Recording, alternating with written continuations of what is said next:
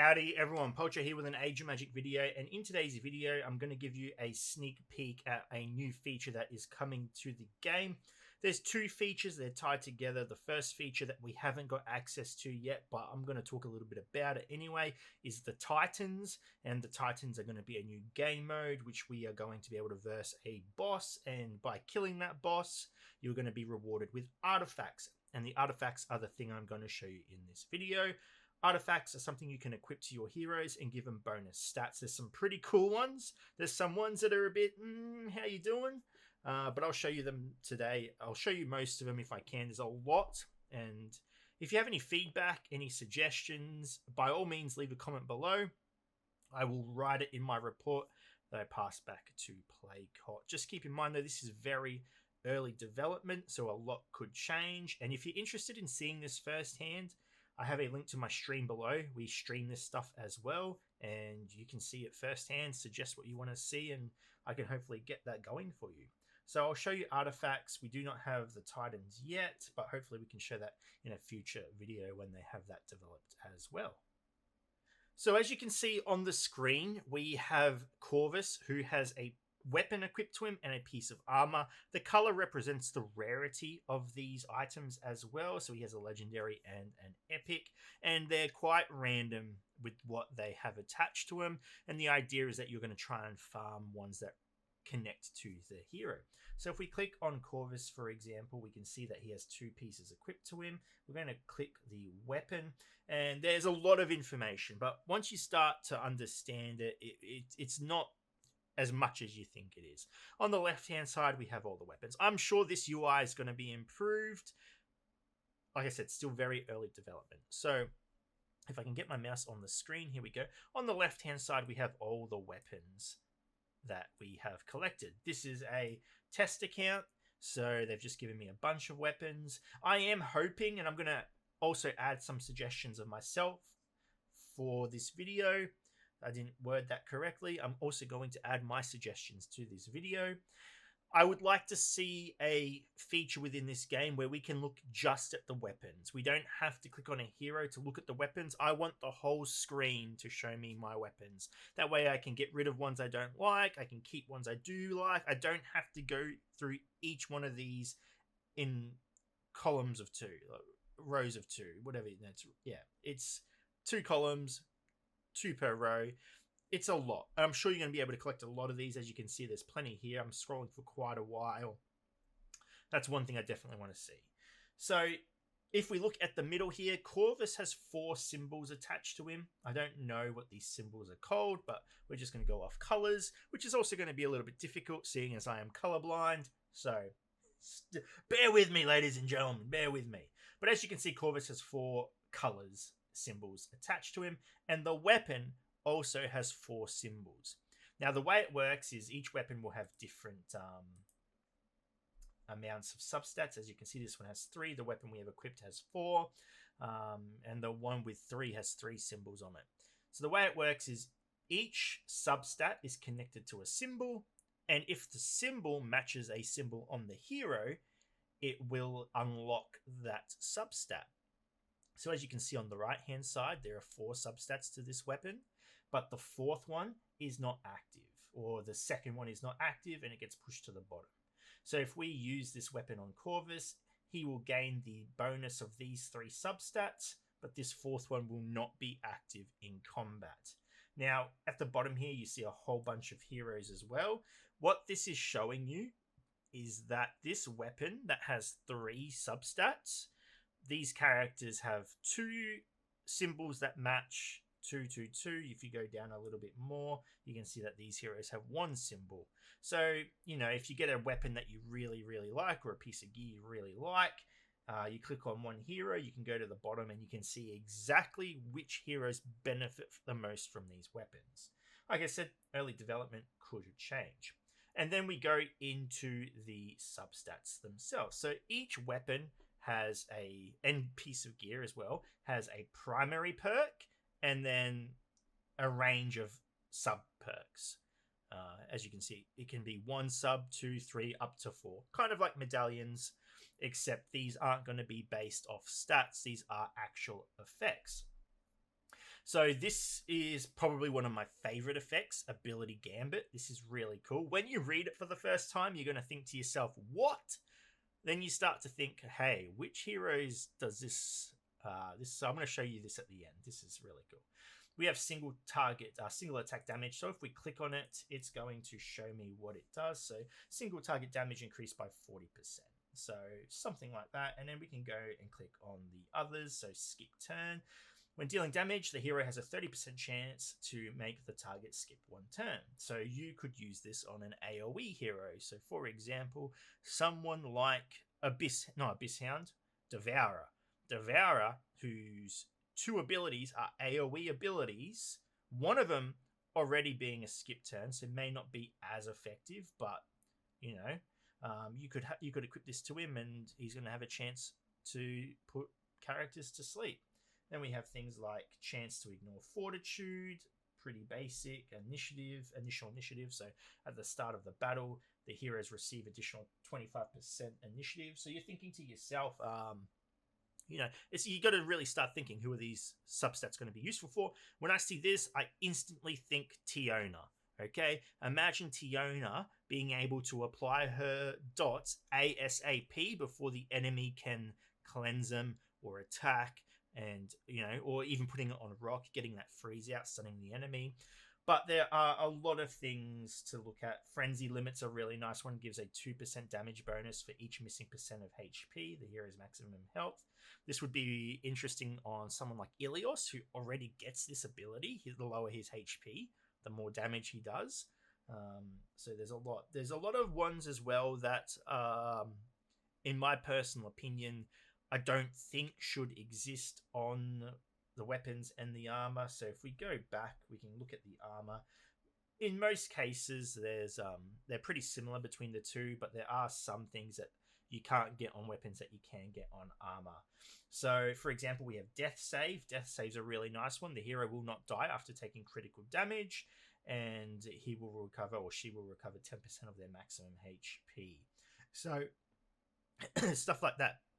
It's going to give you more abilities to alter the team for the way you want to play with them. But in saying that, the enemy is also going to be able to alter their team to play a specific way.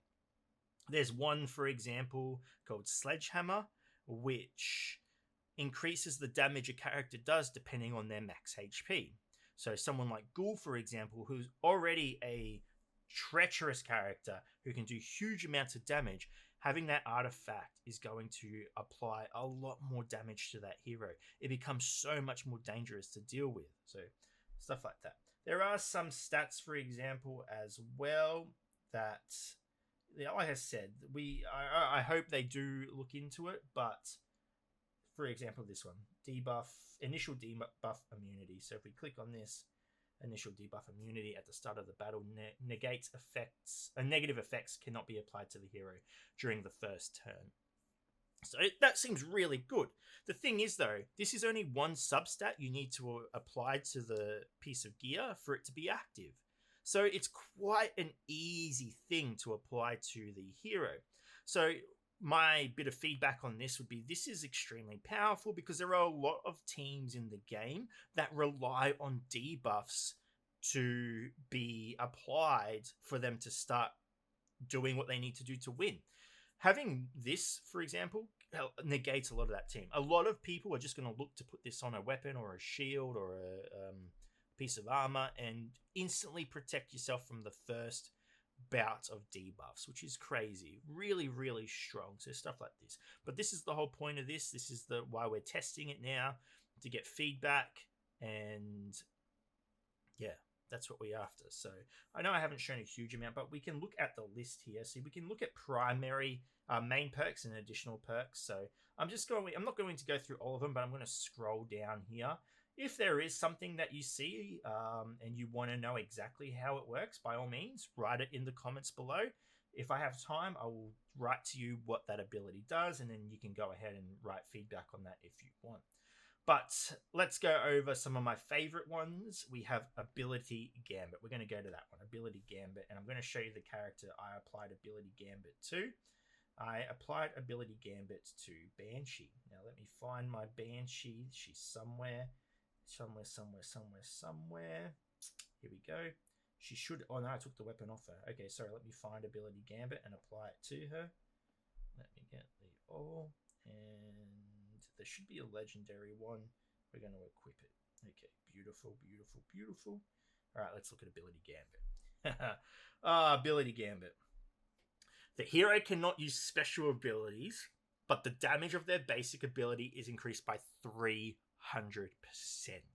So someone like Banshee, who almost doesn't need to use her special abilities. She can rely purely on her basic, and when it's awakened, it's even more monstrous. This little perk is so fun to use on this character. So there's some really, really interesting stuff here. And then you have something like Sledgehammer, HP based off HP based damage buff. So fun fact as well. I'm hoping to do a little video on it as well.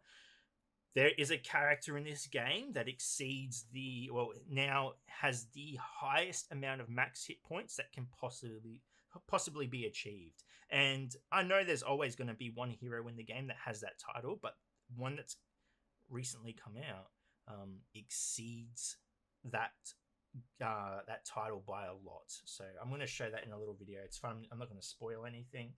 So yeah, let's go ahead. We'll do a little battle as well. We can go ahead and jump into. Let's go ahead, look at tournament. I don't know if there's anyone. I want to use the Banshee, so we'll use 2 teams. I have 2 teams fully equipped. Actually, sorry, no. Let me show you the 2 teams we're going to use. Now, for the witches, it's only the Banshee I put something on, but I really, really messed around with the. Let's create a squad, saved squads. I want to remove these and let's create a squad, the one I worked up myself. We're going to go, where is it? Renegades. It's annoying that these, there we go, Renegades. Okay, so we'll put you in, and then we'll chuck demons in. We're gonna, okay, save. All right, let's go ahead and look at some of these characters. So we have Corvus. I've run in with a skip turn chance to ignore fortitude and initial initiative. I'm going for the initial initiative because I really want him to get those darkness tokens out to reduce the damage the enemy's going to do. And I'm going for single attack damage on his main perk because we're not using his AoE ability. I'm quite happy with the single target. However, that one could easily be changed. For his armor, single attack defense, we have death save, and we have cooldown reduction chance. Again, we're going to try and pump out that barrier as much as possible, and we have a chance to avoid initiative reduction, which again is going to try and help me get that turn as fast as possible and get the tokens out. Moving on to the Lola. I actually didn't put any on Lola, not super important. Felicia. Moving over to Felicia, we have increased shield damage. Again, I was just trying to find initial initiative. I really just wanted that one stat on her, so I could apply the polymorph debuff or the mutagen on the enemy as quick as possible, because that's pretty much my win condition, getting them polymorphed and going from there. As for the armor, initial shield, so she has the ability to survive. Initiative reduction, so we have the chance to reduce initiative on the enemy, and cooldown reduction chance as well. So at the start of the turn, hero has a 20% chance to reduce the ability of cooldowns by 100. Essentially just saying it's going to take it off cooldown no matter what. Then we have our Void Gunner. For his weapon, I'm using single attack damage because he is going to do a lot of counter attacks, a lot of support attacks. I don't know for sure, but I'm hoping that increases his support and counter attacks. Damage per stack. So for every effect on Void Gunner, he's going to increase his damage. And then we have Initial Assault, which is going to, at the start of the turn, all outgoing damage by allies is increased by 35%. I've got 2 of those, so 70%. That's there to boost Devourer's damage right off the bat. And then we have Devourer, who I have thrown AoE attack damage because, again, he has 2 AoE abilities and chance to ignore fortitude and skip turn chance because, again, he has AoE abilities. I want them to try and skip, though that's not really necessary because his ability already skips the enemy turn. And then for his piece of armor, I have Vampiric Feast, which is going to the hero restores HP to all other allies equal to 25% of the critical damage dealt, and then slow down defense and skip turn chance. So I've really built him in a way to both heal my team and just try and get that enemy skipping as many turns as possible. So that's the team I cooked up. And I said for the witches, I've literally only got that one relic or artifact on the Banshee. So we'll jump into a battle now. Let's jump into the tournament. We'll use our Renegade Demons first. And it doesn't like there's not really a huge amount of teams here we can verse. We'll go ahead and verse Assassin's Creed, Assassins, and we win already in a battle. Like this is a fight that you would win typically, but we'll see what happens with just all these bonuses added to our heroes. Now the enemy doesn't have bonuses. Just keep that in mind. So we're quite powerful.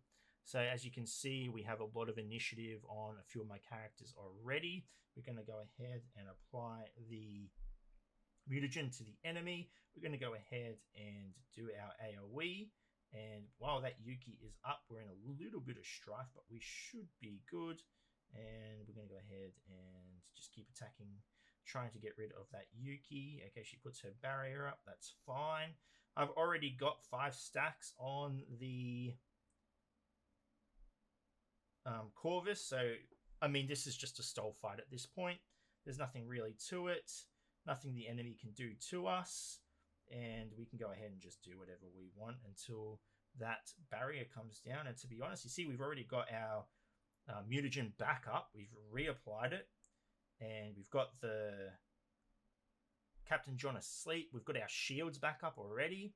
You see, they do add, when added together, they can influence a fight a lot. Now, keep in mind, the enemy is also going to have artifacts as well when you're versing them in PvP. I don't think they're going to have too many in PvE from what I've heard, but who knows? I don't mind if they do, because in that sense, they're never really going to change. It's just going to be an added difficulty to the fight. And from here, we can go ahead and try and take out this Yuki. Again, we've got mutagen already. That's going to... Oh, the Yuki's already got her shield back up. We take out the Captain John. We're just going to go ahead and keep pummeling this enemy. And yeah, it's pretty much a win from here. The shield is down. We're going to go ahead, use some more AoE. Get our shields back up. And as you can see, the enemy really couldn't do much to us. But like I said, it's a one-sided fight. We're just showcasing this, and we can put it on auto from here, and we're just going to tear through it. Now that the Yuki's down, we're going to use even the dragon, and we clean up. So really, really fun. But yeah, we're after feedback. So feedback. What do you think? We'll do one more battle. We're going to go over to the Tomb of Horrors. And just for a little bit of fun, this one's not a serious battle. We're just going to use these 2 characters. And the reason for that is that we just want to showcase the Banshee. Now, the enemy was quite weak, so not really a perfect example, but you'll see that Banshee's abilities are locked down, and she's almost just going to be able to single target. I am at the belief that I'm not sure for D3 Nightmare Raid, but for D2 Nightmare Raid, a strong gear 15 Banshee with a level 80 medallion and lifesteal on it with these artifacts, I honestly reckon there's the potential that you can solo, or not solo, you will need the Lilith as well, but those 2 characters would be able to take on most of the nodes by themselves. So it's going to be very, very interesting. But yeah, it's a big change to how things work. So there's obviously going to be a lot of mixed feedback, a lot of mixed feelings about this. That's fine. Like I said, share anything you want. And from there, I'm going to be able to write a report and pass on the feedback. Anyway, ladies and gentlemen, thank you so much for watching. If you have any questions, feel free to leave a comment below. I will answer it to the best of my ability. And wherever you're around the world, until next time, please take care of yourself.